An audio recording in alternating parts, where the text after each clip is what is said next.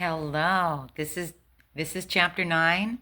This is going to be your 30 day to sobriety supports for today, chapter 9, and this is the action solution. Now, I get excited because I saw my dishes in that kitchen and I thought, "Oh my Lord, have you ever done that? Or how did these things pile up? And look at this bathroom. I've been busy, distracted for a few days and the house looks a wreck." And you know how you get that feeling like, "Oh, where do I start?"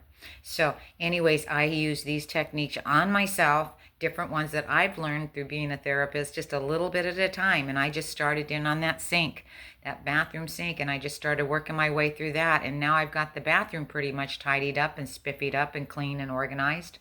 And it only took about 15 minutes. And now I sit down because I want to get this for you. I know I still have that kitchen. So sit back because this action solution is actually for me too. It's going to help me get up and get moving. You know, actions like that Nike commercial, just do it. I am so proud of you for getting through to day 9. This is another tool that's going to help you get beyond just staying clean. And you've stayed clean and you've done your journaling and you're doing well, but there's another step. It's the action step. So many times people stop before they get to the action. And being active means when you quit drinking, you stop waiting. This is by Carolyn Knapp, the author of A Drinking a Love Story. Now, there's a lasting adage of success that says the universe rewards action. I'm reading out of this book by Jack Canfield, 30 Days to Sober. And I'm not reading the whole thing because I'm giving you all my other tips. I just thought I would do this thing to get people up and running that need the support. And I'm loving doing this. I'm already getting good results from my clients. Now, yet, despite the simplicity and the truth of this principle, it's amazing that so many of us seem to get hung up by continually planning, organizing, and considering all of our options rather than just taking actions. I can't tell you how many times I've dealt with people with addiction and they make their list and they have their plans and they get it together, but they never go and get the phone calls done or make it to the meeting or go and talk to the social worker or to the therapist or to the job. So by taking action, you actually activate other dynamics that move you towards sobriety. That's right. When you take action, others around you know that you're sincere and determined with your intent. You start actively learning from your own life experience instead of just learning from books. People, it's an inside job. Nothing from the outside is going to get you to you. You become more receptive to the feedback you are receiving as a result of the actions you're taking. And all of a sudden, you have more information on how to improve things in an easier, quicker, and more efficient manner. Things that puzzled you before suddenly become clear. And things that seemed impossible are now possible. You attract people who reinforce your path and encourage you. That's right. And once you take action, support flows from the universe because you're telling the universe, look, I'm here, I'm working, and it opens up for you. That's right. Quit simply taking regular action towards your goal of cutting back drinking or stopping drugs and drinking like you have strategically set out for you in each solution. But now we're getting down to the nitty-gritty of it, the behaviors, all but guarantees you success at thriving in sobriety. When you take action, you actually avoid distraction. Like me going in there and doing those dishes next. If I don't, I'll find a million ways to distract myself. I remember taking an English class, and it was in the beginning over at the junior college, and every time they had me write a paper, I found my house became spotless because I couldn't think to start the paper, so I would just clean. The same thing when I took art. I told my art teacher, my house looks fantabulous. Did you start the painting? Well, I got a little stuck, so I would just clean. And guess what? That's what happens. You get distracted. Over the years of teaching and coaching, we have found that action is the one thing that separates those who successfully overcome problem drinking in the long term and those who don't. That's right. As a hypnotherapist, I teach people into their subconscious mind to not overeat, to eat less, to eat healthier. You never say the word not to the subconscious mind because it doesn't hear not. You say, I'm not going to drink, and you wonder why. You're thinking about drinking all day, or I'm not going to get stressed out, or I'm not going to, kick the door. And you find yourself doing that because the word not, your subconscious doesn't know that. Your subconscious is the driver. It just says 1, 2, 3, go. So remember that when you're putting these thoughts in your head. It's very, very important. Dr. Cindy was listening on television to the Kabbalah theory, whatever that is, the thing that Madonna got into. And it's not about God, but it's about thoughts. Controlling your thoughts to control your life. It's very, very powerful. So I am really pumped up for this class right here. We can give you solutions for change and share inspirational stories of people who overcame seemingly impossible odds. We can convince you that you are no different from anyone else who has successfully stopped being addicted to the drugs and alcohol or achieved the normal lifestyle. But none of this matters if you don't take action and do what has to be done. That's right. We have to get up, suit up, and show up for our life. We know rubber hits the road. We know you might be thinking, wait, I've taken action every day. I'm reading the material. I've done the actions. I've reviewed the companion website. If so, that's fantastic. We applaud your accomplishments, and you should feel great about what you have done so far. Now, the next step is the action solution. This goes beyond just the 30 days. This is for the rest of your life. If you have found taking action in this program easier than usual, then that is great and exactly what we wanted for you. However, on the other hand, if you have found it challenging to take action so far, or if you are concerned about taking action beyond the 30 days, today will help you. Sit back, take in a deep breath right now. Let your shoulders down, let your hair loose. Just listen to me for a second. I am the voice of reason. I am your guidance. I am your support system, and I know you can do this. Now, to take positive action and avoid distractions for the rest of your life, here's what we're going to do, because it's time for you to take action. Today, your bridge to thriving in sobriety. And Kelly Preston says, I don't drink anymore. I don't smoke anymore. I don't do drugs anymore. All of those things don't come with me. All of those things come with an anymore. I used to do everything and a lot of everything. This is Kelly Preston, the actor. Action is best explained as the bridge between your inner world and your outer world. Your outer world is a manifestation of your inner world. And as you change on the inside, your thoughts, feelings, and beliefs, you also change on the outside. How do you think these actors get these great bods? I'm on this hill over here in Hollywood. It's a famous hill, Whitley. It's the hill where Get Shorty at the bottom of the hill. It was produced there. It's the hill where Johnny Depp lived on the top floor of this apartment down here for years and years. It's a famous hill, but there's at least 5,000 that scale this hill every day. Yes, that's why you hear all the cars coming up and down. There are tons of people, and guess what? They're actors. They're singers, and they want to look good, and they're up on this hill. They don't just get those sexy bods for nothing. They're out here doing the work. Your inner world drives your actions or inactions to manifest in your outer world. Inaction is actually a kind of action because you are not working the solutions. You're doing something else, even if it's just sitting in front of the TV. Who's been guilty of that? I'll raise my hand. How many times have I just watched television because I didn't want to deal with something? So you're singing. I'm singing to the choir here. I'm you and you're me. So far in this program, we've been working primarily on your inner world because it was so important to get these changes done so that it changes your outer world, okay? Results might include improved health, weight loss, better relationships, a promotion at your job or a new job, as well as your primary goal of cutting back or quitting drinking, okay, or using. At the end of the 30 days, if you do the solutions, you will find your inner world has changed so dramatically that the actions you take will become second nature in supporting your thriving in sobriety. That's right. The most successful people are long-term thinkers. Logical, linear thinking comes when you get sober. Think about that. When to solve any problem, this doesn't come from any religious background, just logical, linear thinking. They look into the future as far as they can to determine the kind of people they want to become, and then their goals they want to achieve. Like when you're a child and you're dreaming and you're laying in your bed. I want to be a fireman when I grow up. I want to be a school teacher. I want to dress like this. I want to be like that.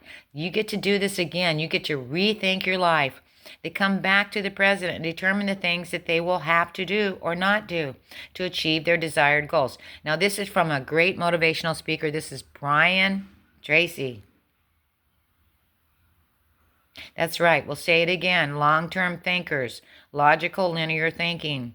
They look into the future as far as they can to determine the kind of people they want to become and the goals they want to achieve. They come back to the present and determine the things they will have to do or not do to achieve these desired futures. Now, here's an example. When Dave's oldest daughter made the 6th grade honor roll, he attended the school celebration. The principal gave a speech acknowledging the students and defining a hero as somebody who does what needs to be done. That's right, a man takes on his responsibility. His point was that a hero doesn't have to save lives or have some special superpower that no one else has. All heroes have to do is what they already know needs to be done. That's right. When you do what needs to be done, you too are a hero, and anyone who has curbed an addictive behavior such as drinking would readily agree.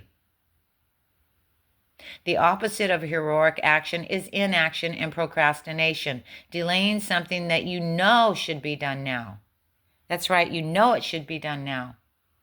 This is the world's problem right here. The opposite of this action is procrastination, delaying something that you know should be done now. If you're like most problem users, you have delayed addressing your addiction many, many times in the past. It's gone through your mind. The bottom line is that we all procrastinate. We all procrastinate, but people who have mastered how to quickly overcome it are happier, healthier, and more successful. That's right.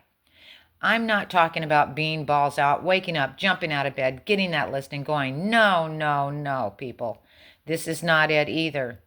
In a study published in Psychology Science in '97, researchers rated college students as an established scale of procrastinators and then tracked their academic performance, their stress, and their general health throughout the semester. Initially, there seemed to be some benefit to procrastinations because the students put off the work for more enjoyable activities, but eventually the cost of procrastination far outweighed the temporary benefits. The procrastinators earned lower grades and reported higher cumulative levels of stress and illness. The study concluded that procrastination is a self-defeating behavior with long-term costs. This sounds similar to the short-term trap discussed on day 6 in the outcome solution. By giving in to your short-term desires, you pay the ultimate price for never accomplishing your long-term dreams and goals.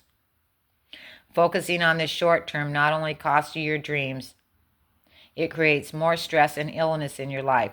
And when you choose to focus on the long term and make decisions based on those desires, however, you can more easily overcome procrastination and move toward your dreams, including thriving in sobriety. That's right, thriving in your sobriety.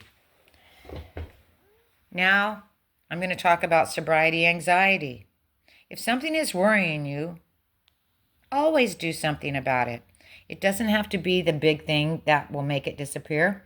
It can be a small thing, but the powerful effect it will have on you will be enormous. This is by Steve Chandler, the author of 100 Ways to Motivate Yourself. Change your life forever. Oh my gosh. Then back to a time when you decided to stop using or change the way you use. Perhaps you decided to use only on the weekends. Or maybe cut yourself to hard alcohol, cut out the hard drugs or the hard liquor. Never having more of 2 glasses of wine. What were some of the initial thoughts right after deciding to make the change? Most likely they included thoughts such as, maybe I will make one exception for the party next weekend so I can have fun. Or if I quit using completely, my coworkers won't want to hang around with me. I won't be cool. If I stop for just 1 or 2 hits, I would be fine, even if I use every night. That's right. I will be too stressed if I can't get drunk at least once a week. Or it says, I have too many challenges and concerns to do right now, but maybe next month will be a good time. All procrastination, right? We've all done it. We do it all day, every day. Behind all of those thoughts is worry. Think about it, worry about the bad timing of making this change, not about enjoying an upcoming party or about being in a career-limiting decision, about knowing how to deal with stress without using. These worries on top of the legitimate worries about your health and relationships that problem users bring can completely paralyze you. It's all in your mind. It's all in your mind. Worries are sobriety killers. When you become consumed by worrying and anxiety, the only action you may take is to escape this, is to use. We refer to this worry as sobriety anxiety. You have become so accustomed to dealing with your worries. Oh, it's Friday night, time to use. Can't go through the weekends, especially younger people, without this, okay? So you get worried and you have anxiety around using. Eventually, you continue worrying, pushes you past your breaking point, and you decide to use. And another weekend is lost. Even though worrying does tell you that you need to do something, that is the only value it serves. Take in a deep breath right here. Your worrying is your inner voice, your soul trying to get through to you, okay? To take action, you need to stop all of this worrying. That's right, worrying. You have to decide to stop worrying because the universe responds to energy, frequency, not what you're saying. It's what you're giving it. And if you're worried, I can't quit, guess what? You won't. The easiest way to do this is to ask yourself one simple question. What can I do about all this worry right now? What can I do? And then take action, any action, however small, that moves you forward. It could be just to take a walk. It could be to deep breathe. That's right, anything. Play with your pet for a while. In the book Constructive Living, David Reynolds writes, the mature human being goes about doing what needs to be done, regardless of whether that person feels great or terrible. And this is what the monk said that I was telling you the other day on a few other courses, and I keep saying it because it changed my life. If you're waiting for motivation, yes, you don't worry when things are going good and you worry when things are going bad, but I am telling you, doing what needs to be done regardless of whether the person feels great or terrible. You wouldn't know the things that Dr. Cindy's had to do lately. My boyfriend's had a stroke, and I have to be with him 24/7. He can't eat for himself. He can't take a bath. He can't walk. He can't do anything. And he is near the end, but I am there hanging in with him every day and helping him. Right now, as I'm making this recording, he's in the bedroom and I have to listen for him. It's all the time. And some days it just gets to be too much and too much worry and too much sadness and too much anger about grieving him and losing him and nothing I can do about it but watch him perish. So what did I do yesterday? I made sure he was very comfortable and in a safe position and in a chair, a big comfy chair where he couldn't fall over, and had a movie on for him, and I ran to the store. I ran down to Target. And you know what happens as soon as I walk out of the house? It was a beautiful spring day, and I got beautiful fresh air, and I went down to the store, and I talked to this one guy that's a friend of mine down there at Target who had some problems, and he said, oh, these clients here, they're taking too long, and they're really bothering me, but if I had my meds. And I said to him, but you know what?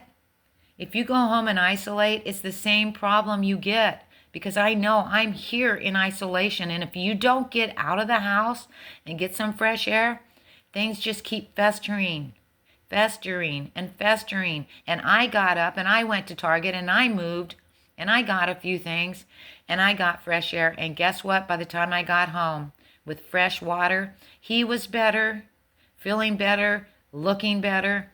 I was rejuvenated, and we could go on with our day. And that's why I'm telling you, if little old Dr. Cindy can handle the suffering and know what to do, you can do it in your life. Maybe there's just you. Maybe you don't have all of the stress and struggles that I have had or I have.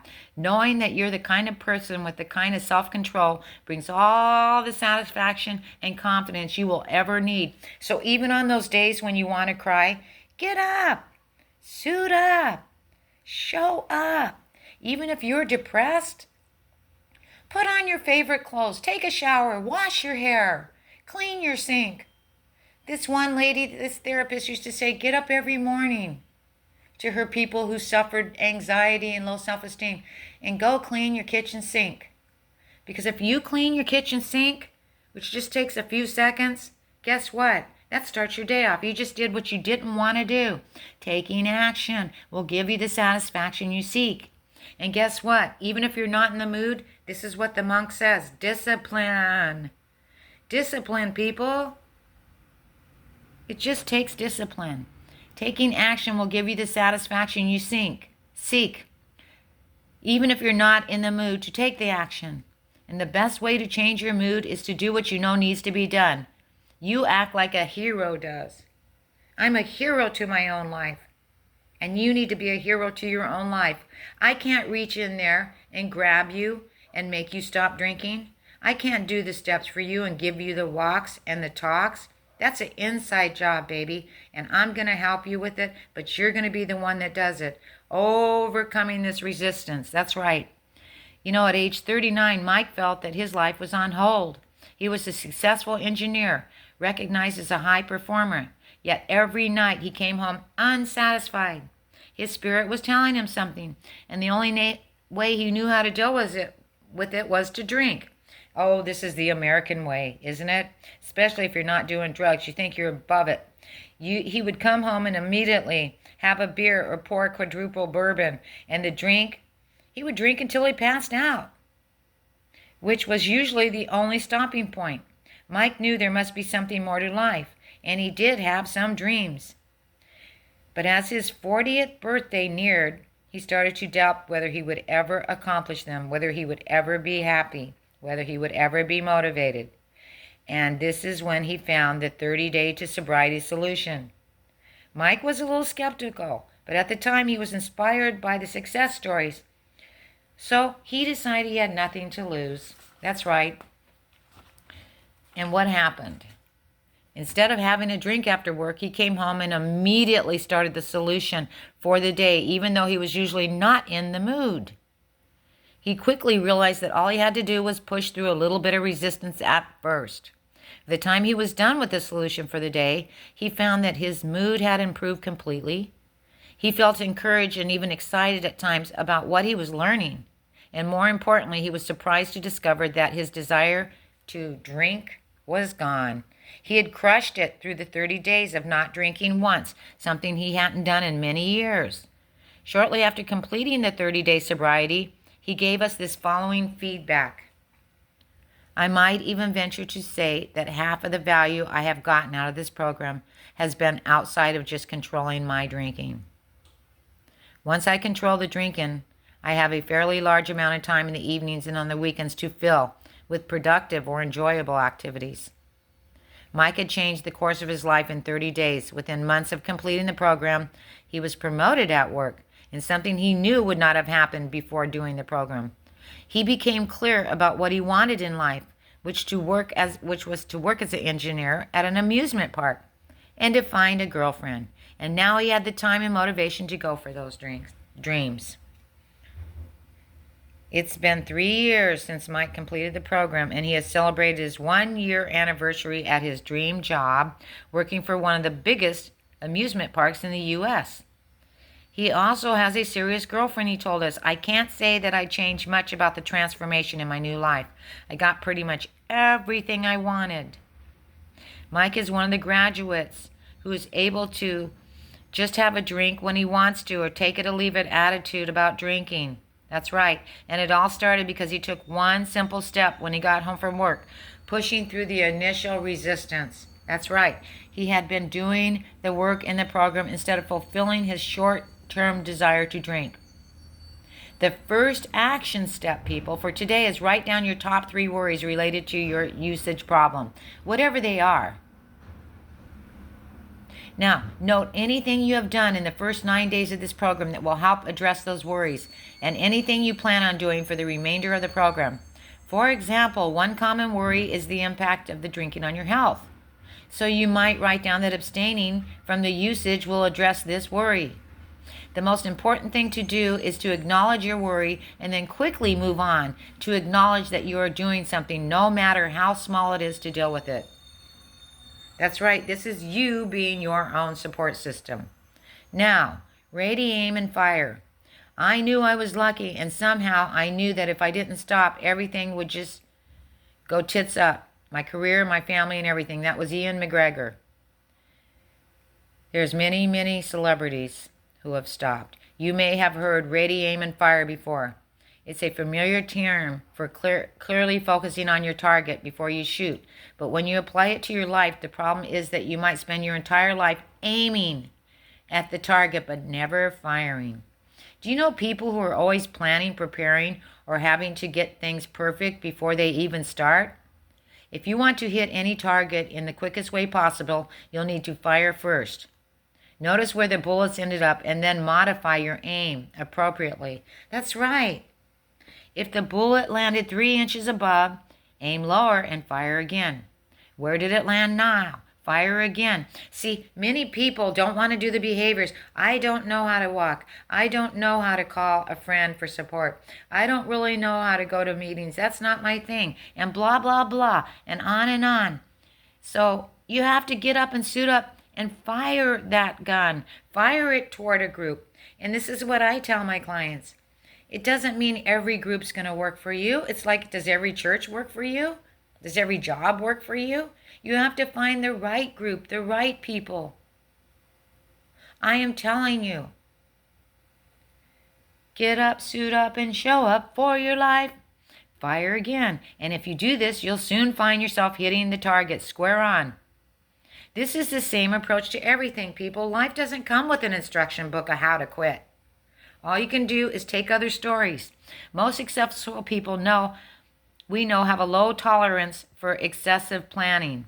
They are excited to get going. That's right. The 30-day sobriety solution was developed with your success in mind. All the preparation and planning have already been done for you. This is why we didn't give you chapter 9 in the beginning, to say just get up and suit up and show up. We had to deal with the PTSD from all of your drinking. Yes, you had PTSD. Everybody has a little bit of it, little traumas, maybe large traumas. You have to deal with all that first, and that's what we've done to make your desire a negative to continue drinking and a positive to stop. Or drugging, it's all the same thing. Most successful people we know have a low tolerance for excessive planning. That's right, they're excited to get going. The 30-day sobriety solution was developed with your success. All the preparation and planning has been done for you. All you need to do is get up, read your chapter, and complete the action steps for the day. You are in the order we provided. It is that simple. Just keep firing.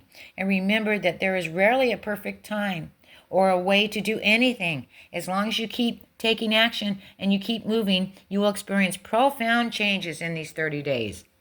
Sir Isaac Newton's first law of motion, sometimes called the law of inertia, states that objects in motion tend to stay in motion, and objects at rest tend to stay at rest. Oh, isn't this true? This is true about the actions you take or don't take. If you wake up on Saturday morning and immediately wash those dishes and straighten that house and work out, how do you think this will affect your mood for the rest of the day? But instead, if you wake up on Saturday and plop down with some junk food on the couch, several hours of eating and watching, how does your mood feel towards the end of the day? Lethargic. Unmotivated, low self-esteem. We often find the people who struggle with problem using of drugs or drinking, and they struggle with an all or nothing mentality. The notion that something isn't working unless I go all out for it. This couldn't be more false. You fail your way to the top. Don't discount or ignore taking a step because it seems too insignificant or it's just not enough today. The forward momentum to get you with even the small steps is undeniable and worth the effort. Remember what I said about starting the dishes. This takes us to the next action step of the day, tiny habits that can totally transform your ability to make and maintain significant changes. Teeny tiny little habits. They build up. The bicycle maintains its poise and equilibrium only as long as it is going forward towards something. You have a good bicycle, and your trouble is you are trying to maintain your balance, sitting still, no place to go. It's no wonder you feel shaky.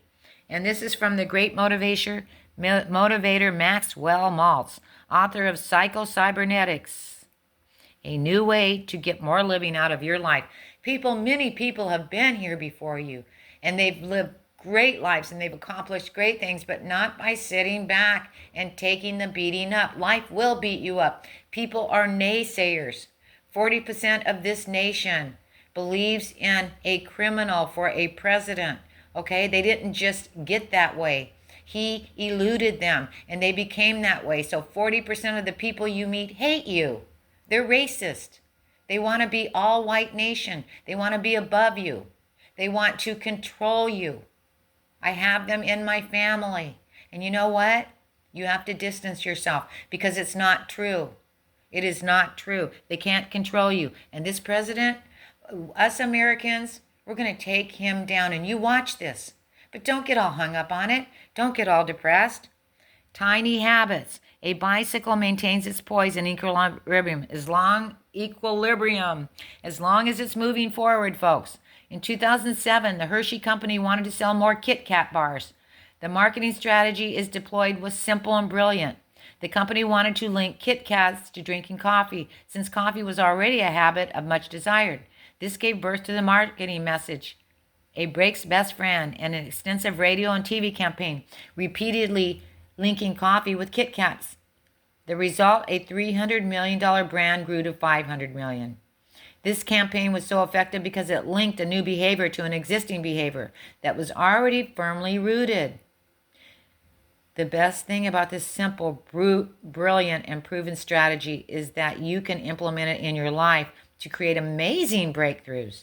B.J. Fogg, PhD, the director of the Persuasive Techniques Lab in Stanford University, knows the power of tiny habits and developed a 3-step method to create any desired change. Start small. That's right, baby steps. To defeat procrastination, you need to start small. In his book, Time Warrior, How to Defeat Procrastination, People-Pleasing, Self-Doubt, Overcommitment, Broken Promises, and Chaos. What a long title. Steve Chandler writes, keep your life creative and simple. What needs to be done now in these 3 minutes? Wow! What needs to be done in these 3 minutes? That's all you ever need to ask. You'll never have anything like procrastination bother you again. What's for my best in these 3 minutes? What needs to be done? Makes it easy and quick. Fogg notes that the new habit should seem like no big deal when beginning it.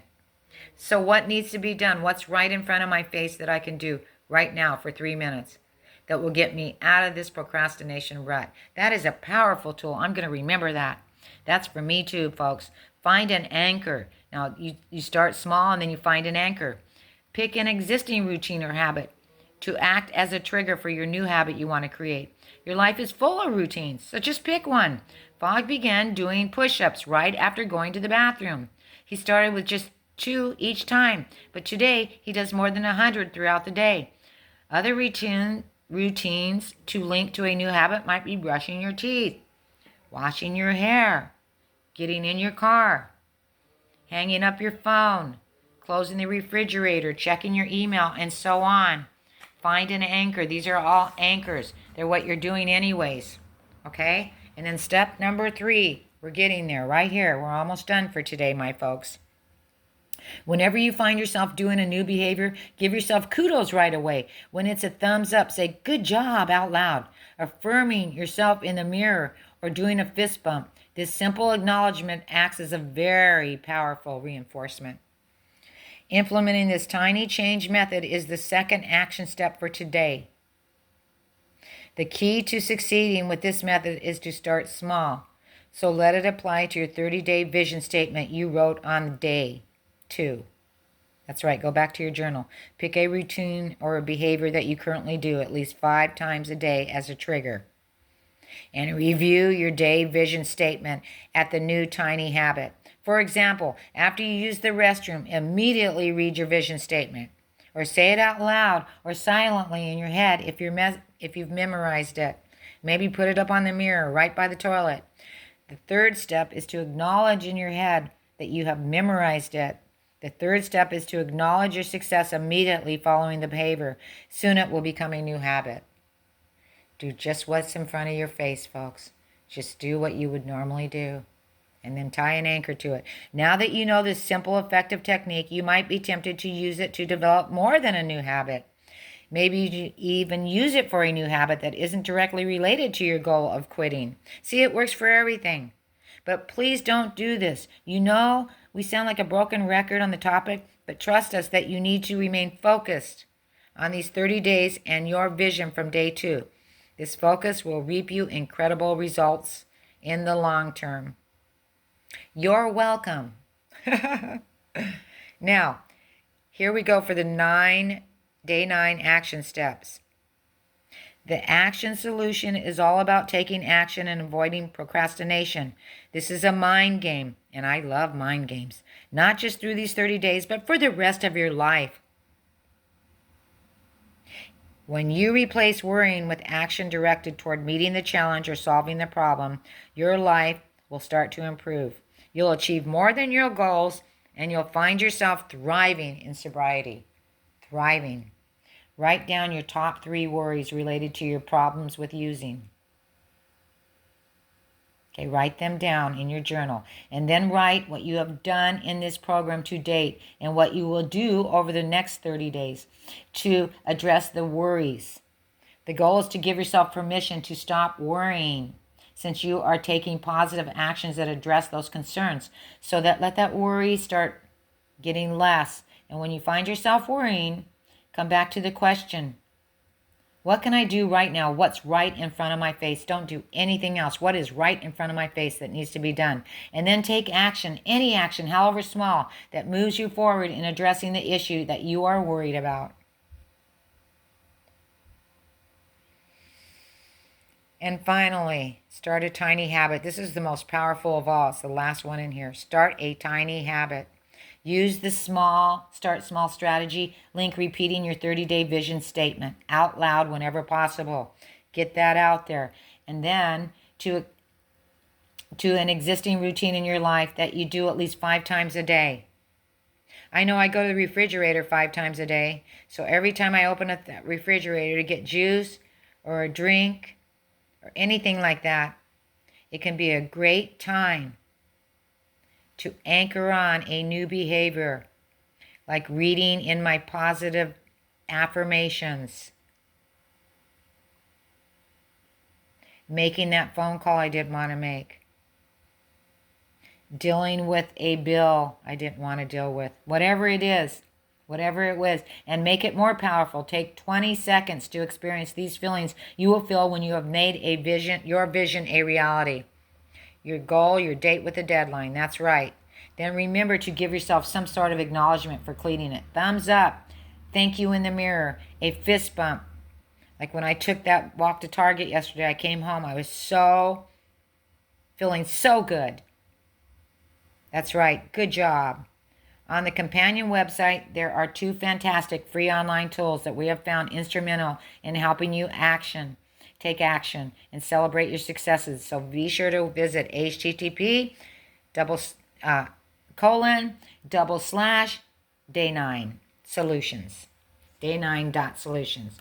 wttp://day9 solutions. I love you. I know you're going to do this.